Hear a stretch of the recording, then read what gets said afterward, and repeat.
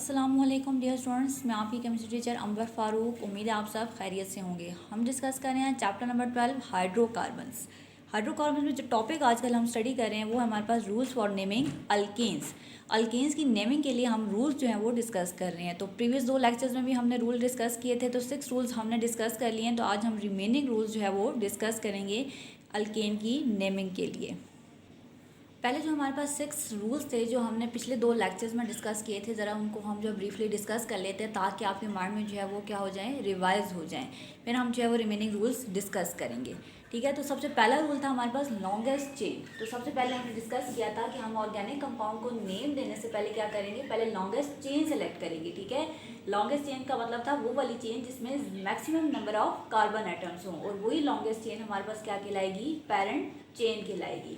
ठीक है, फिर दूसरा रूल था हमारे पास lowest possible number to substituent. फिर हमारे पास जो सब्स्टिट्यूएंट अटैच होंगे, ठीक है, फिर हमारे पास जो सब्स्टिट्यूएंट अटैच होंगे चेन के साथ, उनको हमने क्या करनी है, नंबरिंग देनी है। ठीक है, नंबरिंग देनी है तो हमने इस बात का ध्यान रखना है कि जो सब्स्टिट्यूएंट है उसको क्या मिले, लोएस्ट पॉसिबल नंबर मिले।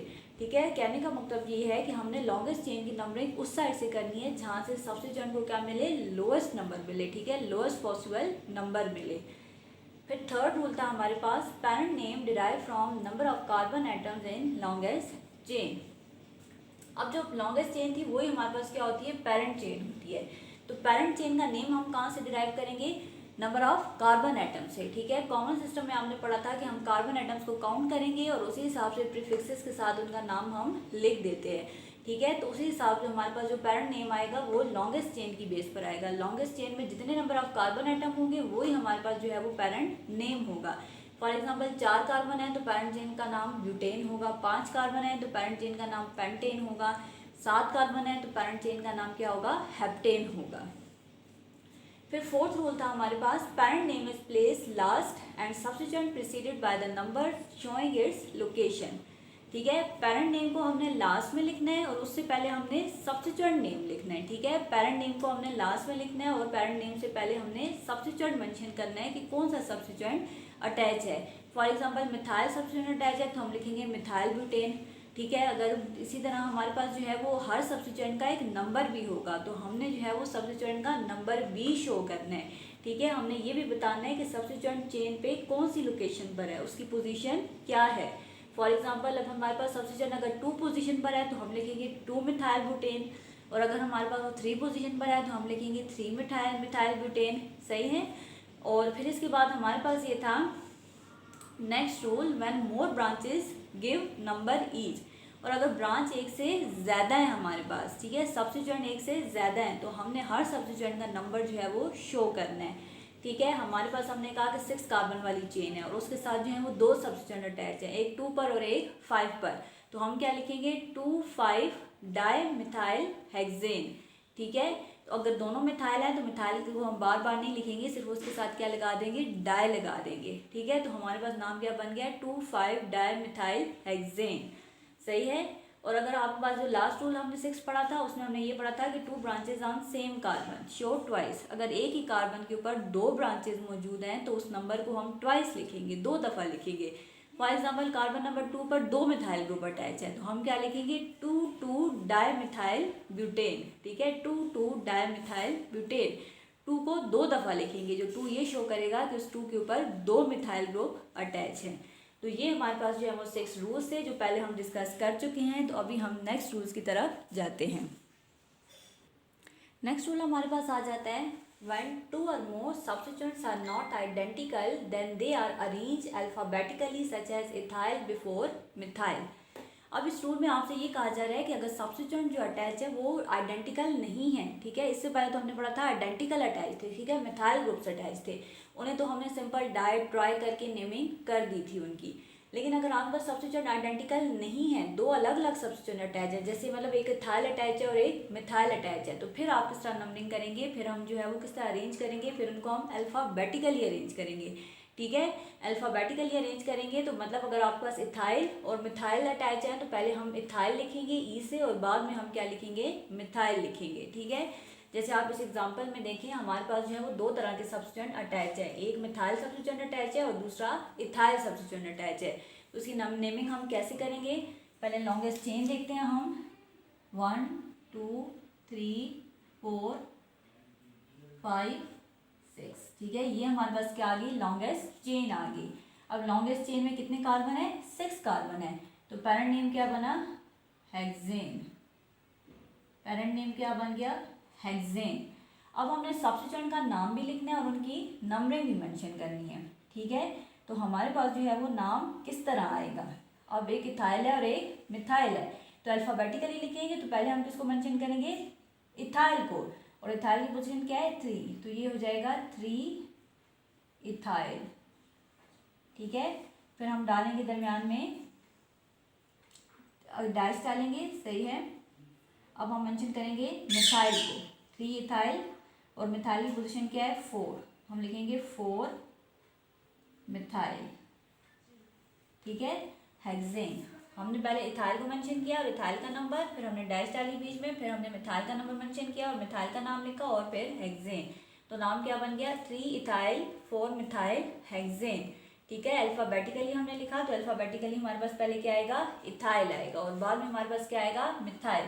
तो नाम हमारे पास क्या बन गया, 3 इथाइल 4 मिथाइल हेक्सेन। 3 पोजीशन पर इथाइल ग्रुप और 4th पोजीशन पे हमारे पास क्या आ जाएगा, मिथाइल ग्रुप। नेक्स्ट रूल है हमारे पास, 1 2 chains are of equal length, choose one with greatest number of branches. ठीक है, इस रूल में आपसे ये कहा जा रहा है, अगर आपके पास चेन्स दो तरह से बन रही हो और दोनों में जो है वो equal number of carbon atoms आ रहे हों, तो आप कौन सी चेन सेलेक्ट करेंगे। ठीक है, आपके पास दो चेन्स बन रही हो तो आपके पास जो है वो दोनों के अंदर equal number of carbon atoms हों, तो आप क्या करेंगे, कौन सी चेन सेलेक्ट करेंगे। तो हम वो वाली चेन सेलेक्ट करेंगे जिसके अंदर ग्रेटेस्ट नंबर ऑफ ब्रांचेस हों। ठीक है, अगर तो ब्रांचेस भी सिमिलर होंगी तो फिर तो हम स्ट्रेट चेन सेलेक्ट कर लेंगे, लेकिन अगर ब्रांचेस डिफरेंट होंगी तो फिर हम वो वाली चेन सेलेक्ट करेंगे जिसमें ज़्यादा ब्रांचेस आ रही हों।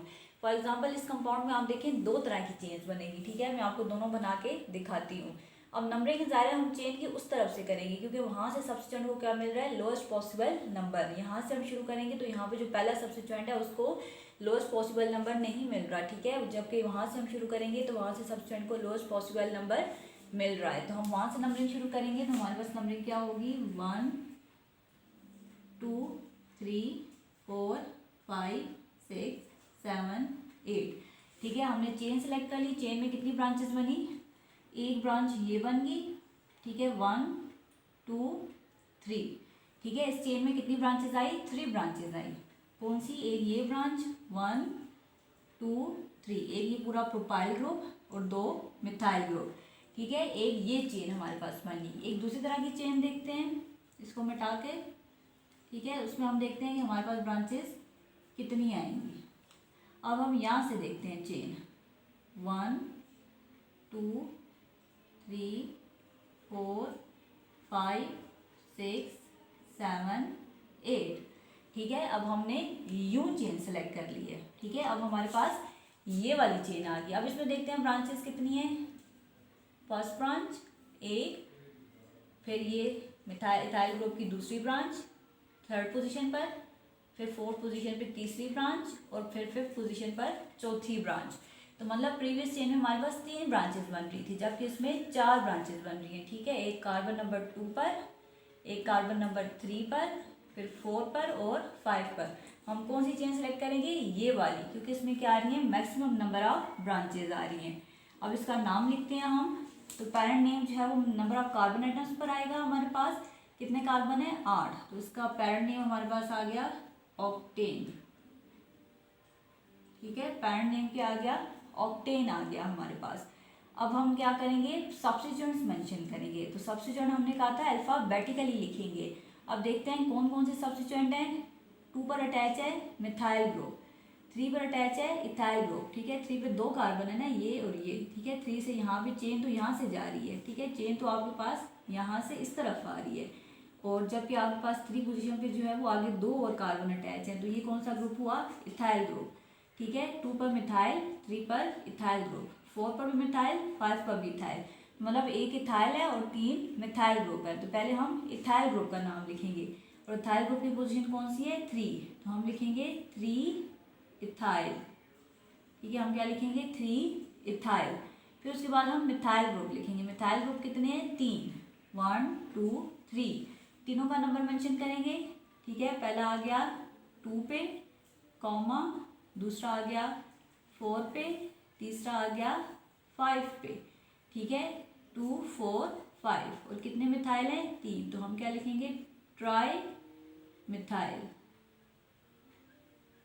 ठीक है, हम क्या लिखेंगे? ट्राई मिथाइल, ठीक है। तो नाम क्या बन गया? 3 इथाइल 2 4 5 ट्राई मिथाइल ऑक्टेन, ठीक है। तो नाम हमारे पास क्या बन गया? 3 इथाइल 2 4 5 ट्राई मिथाइल ऑक्टेन। अब लास्ट रूल हमारे पास आ जाता है, when first substituent are at equal distance from either end then start numbering from that end which gives lowest number to next substituent. अब इसमें आपको ये बताया जा रहा है कि अगर आपके पास जो है वो चेन की नंबरिंग हम इस तरह आएगी हमारे पास कि वो दोनों साइड से एक जैसा नंबर आ रहा हो फर्स्ट सब्स्टिट्यूएंट का, ठीक है। जैसे आप इसमें देखें, यहाँ से अगर हम नंबरिंग शुरू करें तब भी सब्स्टिट्यूएंट को क्या मिल रहा है? नंबर 2 मिल रहा है। वहाँ से अगर हम नंबरिंग करें तब भी सब्स्टिट्यूएंट को क्या मिल रहा है? नंबर 2 मिल रहा है। तो फिर हम कौन सी साइड से नंबरिंग करेंगे, ठीक है। फिर ये डिसाइड करने के लिए कि हम कौन सी साइड से नंबरिंग करेंगे।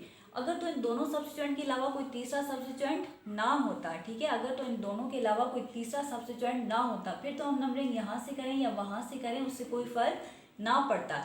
लेकिन अगर एक और सब्स्टिट्यूएंट भी मौजूद है तो फिर हम नंबरिंग उस साइड से करेंगे जहाँ पर उस तीसरे सब्स्टिट्यूएंट को लोअर नंबर मिले, ठीक है। अगर हम यहाँ से नंबरिंग करेंगे तो हमारे पास जो है वो इस सब्स्टिट्यूएंट को नंबर 3 मिलेगा, और अगर हम वहाँ से नंबरिंग करेंगे तो फिर हमारे पास इस सब्स्टिट्यूएंट को नंबर 4 मिलेगा, ठीक है। तो हम कहाँ से नंबरिंग शुरू करेंगे? यहाँ से। तो इस रूल में आपको ये बताया गया है कि अगर पहले सब्स्टिट्यूएंट को जो है वो दोनों तरफ से एक जैसा नंबर मिल रहा हो तो आप नंबरिंग किस बेस पर करेंगे? आप अगले सब्स्टिट्यूएंट की बेस पर नंबरिंग करेंगे, ठीक है। तो इस सब्स्टिट्यूएंट की बेस पर नंबरिंग करेंगे कि इसको लोएस्ट नंबर किस तरफ से मिल रहा है, तो इसको लोएस्ट नंबर इस तरफ से मिल रहा है, तो हम नंबरिंग यहाँ से करेंगे 1 2 3 4 5 6, ठीक है, 6 है। तो पैरेंट नेम क्या हुआ? हेक्सेन।